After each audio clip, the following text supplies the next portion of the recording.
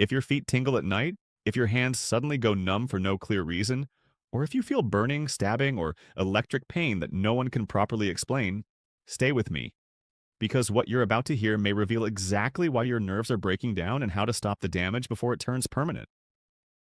This isn't about covering up pain. This is about safeguarding your nerves while there's still time. Let me be crystal clear from the beginning. By the end of this video, you'll understand the single most dangerous poison attacking seniors' nerves today. A poison millions of people are exposed to every day, often without realizing it. You'll know who's at risk, what's fueling the damage, and what needs to change immediately. I'm Dr. Matthew Brooks. For decades, I've treated seniors dealing with nerve pain, numbness, burning feet, balance issues, and a condition many are told they must simply accept, neuropathy. And one of the most harmful things I see is how often people are given the wrong explanation. They're told it's age, they're told it's genetics, they're told it's inevitable. In many cases, that story is completely wrong. So let me ask you something directly. Have you felt tingling, numbness, or burning in your hands or feet? And did you know blood sugar can quietly harm nerves, even if you've never been diagnosed with diabetes? Share your answer in the comments because awareness is the first line of defense. Once nerve damage passes a certain point, there is no reset button. Let me tell you about a patient named Frank.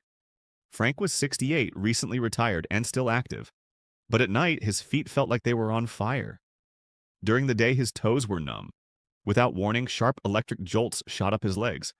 He was told it was aging, maybe circulation, maybe just one of those things. But when we looked closer, we found the real cause. A daily exposure. Something Frank believed was harmless. Something slowly poisoning his nerves. When we removed it, the damage didn't magically reverse, but it stopped getting worse. And that changed the direction of his life. Now hold on to this question. What was that poison? And how many seniors are unknowingly feeding it every single day? To understand that, you need to understand how nerves really work. Nerves are living tissue. They are not wires. They rely on oxygen, nutrients, and stable internal chemistry to survive. And unlike skin or muscle, nerves repair themselves painfully slowly.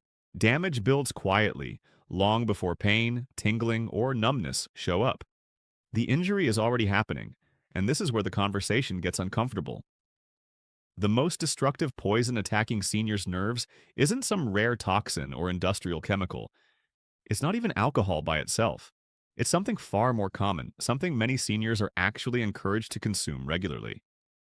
The most dangerous nerve poison today is chronic blood sugar toxicity. And here's the crucial part most people never hear. You don't need diabetes for blood sugar to destroy nerves. Repeated spikes are enough, and millions of seniors experience those spikes every day without knowing it.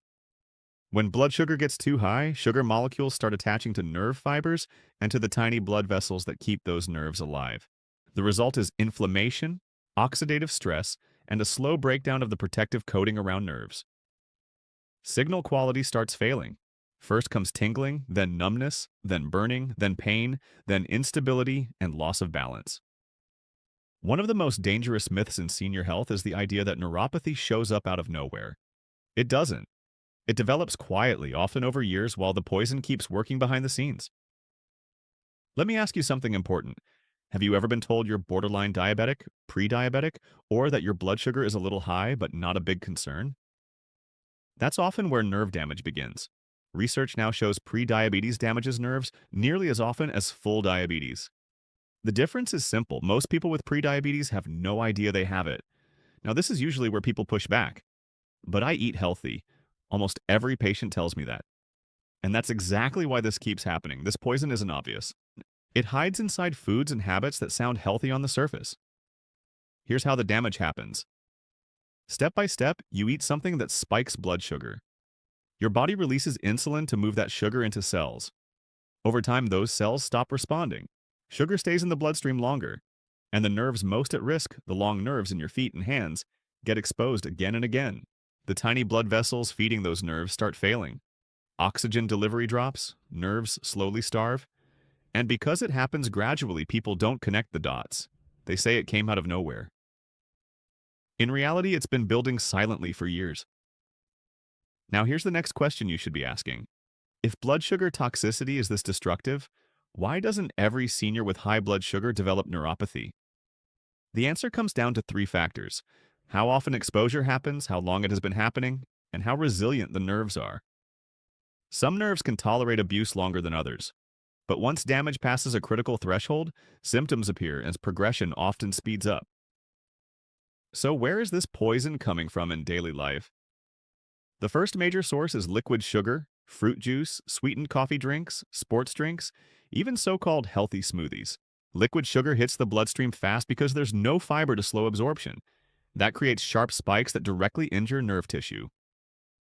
Seniors are often told juice is easy nutrition. In reality, it's one of the fastest ways to damage nerves. The second source is refined carbohydrates eaten alone: bread, cereal, crackers, rice, pasta, especially without protein or fat. These foods break down into sugar quickly. Seniors are told to eat things that are easy to digest. What that really means is rapid sugar release straight into the bloodstream, straight onto nerve tissue.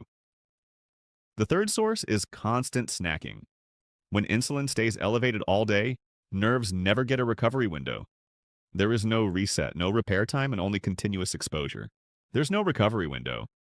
And that's exactly why constant grazing is so damaging to nerve health. Nerves survive on stability. Continuous sugar exposure keeps them inflamed, stressed, and unable to repair. Now, here's a piece of the puzzle most people are never told. Some medications can quietly accelerate nerve damage by blocking nutrient absorption, especially B vitamins. Acid-blocking drugs, certain diabetes medications, and cholesterol medications can gradually drain B12 over time. And B12 is non-negotiable for nerve health. It maintains the protective coating that allows nerves to send clean signals. Without it, nerves weaken, misfire, and break down faster. Let me tell you about Susan. She had numb feet for years. Doctors blamed aging. Nothing was done. When we finally tested her nutrient levels, her B12 was dangerously low. The cause wasn't her diet. It was a medication she had taken exactly as prescribed for years. Once we corrected the deficiency, the nerve damage didn't reverse, but it stopped getting worse, and that one change reshaped her future. That's an important point. Neuropathy is rarely caused by only one thing. It's usually a combination: blood sugar toxicity, chronic inflammation, nutrient depletion, and poor circulation. But blood sugar toxicity is the accelerant. It's gasoline on the fire. And that matters because nerves have a tipping point. Early damage looks like tingling or numbness. Later damage brings pain, instability, falls, and loss of independence. Once nerve cells die, regeneration is extremely limited. That's why stopping the poison early matters more than chasing pain relief later. This needs to be said clearly. Neuropathy isn't always reversible, but in many cases it can be stopped from getting worse. And that alone can preserve mobility, balance, and quality of life. Which brings us to the real question. And this is where the conversation shifts. If blood sugar toxicity is the poison, what neutralizes it? What actually protects nerves? And what changes can realistically stop nerve damage from progressing? This is where people expect complicated answers. Extreme diets, expensive therapies, miracle supplements. But the truth is much simpler, and that's why it's so often ignored. The most important step in protecting nerve tissue is stabilizing blood sugar. Not aggressively crashing it, not obsessing over perfect numbers, keeping it steady. Nerves don't need perfection, they need consistency. Every sharp blood sugar spike acts like a small chemical burn to nerve tissue. Fewer spikes means less injury. Less injury means slower progression, and in some cases, stabilization. That brings us to the single most important rule I teach seniors dealing with neuropathy. And it's a rule most people have never heard. Never eat carbohydrates alone.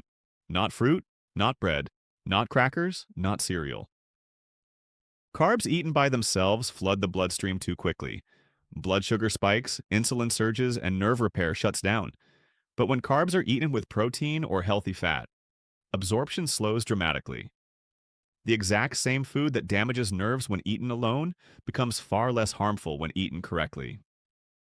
This one rule explains why some seniors develop severe neuropathy while others don't. Even with similar diets, the difference is often not what you eat, but how you eat it. Let me give you a real-world example. James was 74 when he came in. By early afternoon, his legs felt weak and unstable. At night, his feet burned. During the day, his toes were numb. He was convinced he ate clean. Every morning, he drank a fruit smoothie, banana, mango juice, yogurt. What he didn't realize was the liquid sugar was hitting his bloodstream before his muscles and nerves had any protection. We removed the smoothie, replaced it with eggs and vegetables in the morning, then moved a small amount of fruit later in the day, eaten after a full meal. Within weeks, his nerve pain eased, his balance improved, his energy lasted longer. Nothing miraculous happened. We simply stopped poisoning his nerves. The second major step is removing liquid sugar completely. No juice, no sweetened drinks, no smoothies. Even 100% natural juice is concentrated sugar without fiber. Fiber is what slows absorption and protects nerves. Without it, sugar hits fast and hits hard. Seniors are often told juice is gentle, easy nutrition. In reality, it's one of the fastest ways to worsen neuropathy. If you want fruit, eat it whole in small portions and never on an empty stomach. Fruit eaten after a meal is much safer than fruit eaten alone. This single change can noticeably reduce nerve irritation. The third step is nutrient protection, and this part matters. Nerves depend on specific nutrients to maintain structure and function.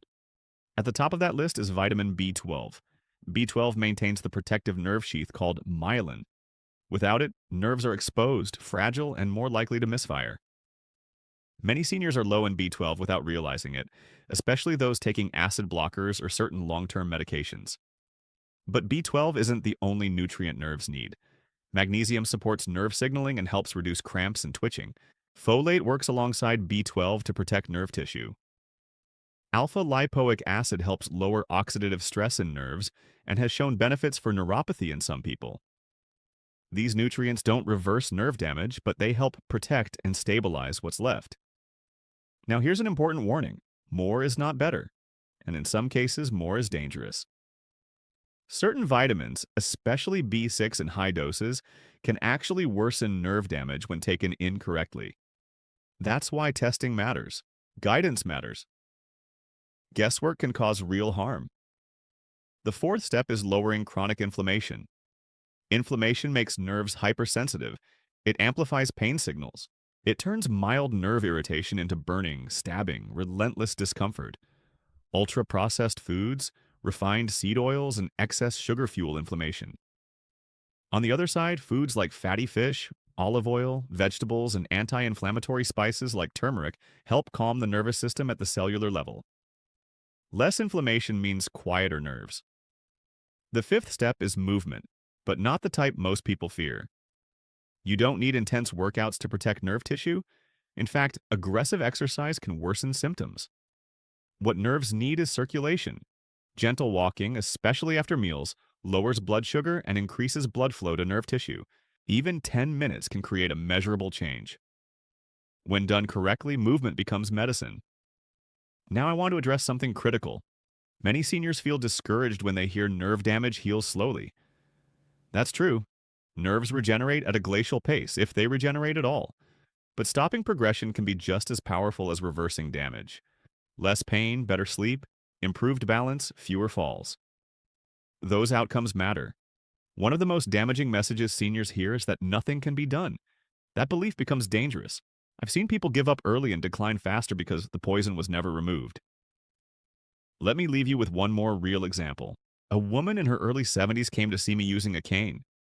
She felt unstable and terrified of falling. She had been told her neuropathy was permanent. When we stabilized her blood sugar, corrected nutrient deficiencies, and eliminated liquid sugar, her nerve pain decreased enough that she no longer feared walking short distances. She didn't become pain-free, but she regained confidence. And that changes everything. This brings us to a key point.